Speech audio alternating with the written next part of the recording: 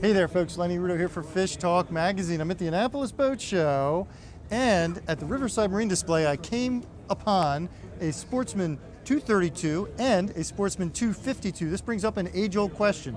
Just how big a boat do you need?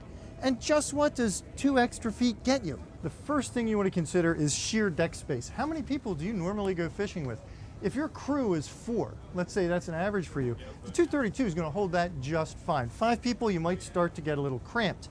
The 252, on the other hand, 5 people, you can even put 6 on there, and you're going to be just fine. Another thing to consider is console size. Now, you've got room for a head in here, absolutely.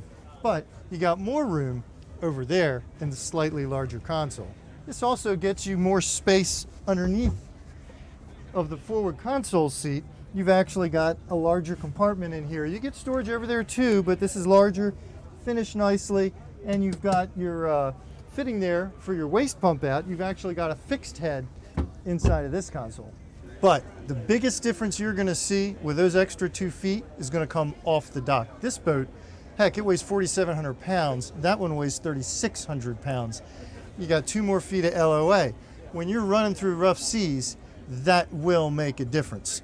But you also have to remember, A, the bigger boat's going to cost more. B, it's going to take me longer to wash down this boat at the end of the day as opposed to that 23. So there are a lot of considerations that you really need to keep in mind when you're trying to decide if that 2-foot jump is good for you or not. Here's one more biggie. This is a twin engine boat.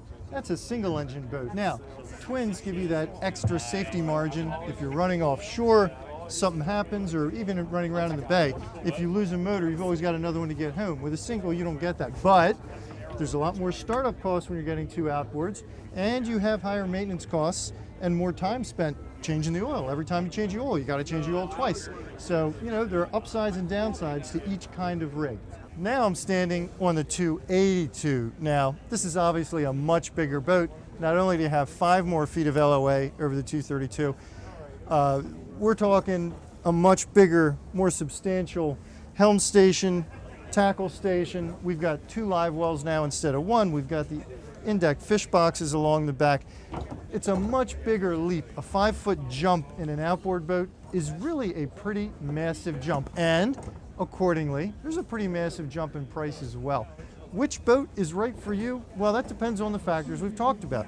How often will you go out when it's rough out? How many people do you plan on taking? How much are you willing to spend? How much time do you want to spend maintaining the boat? All these factors have to come in play as you're deciding which is the best boat for you. I hope you've enjoyed this video and I hope you found it helpful. Don't forget to click below to subscribe and check out our boats playlist. We got a whole lot of stuff on there, people. We have reviewed literally over 100 boats at this point, so check it on out.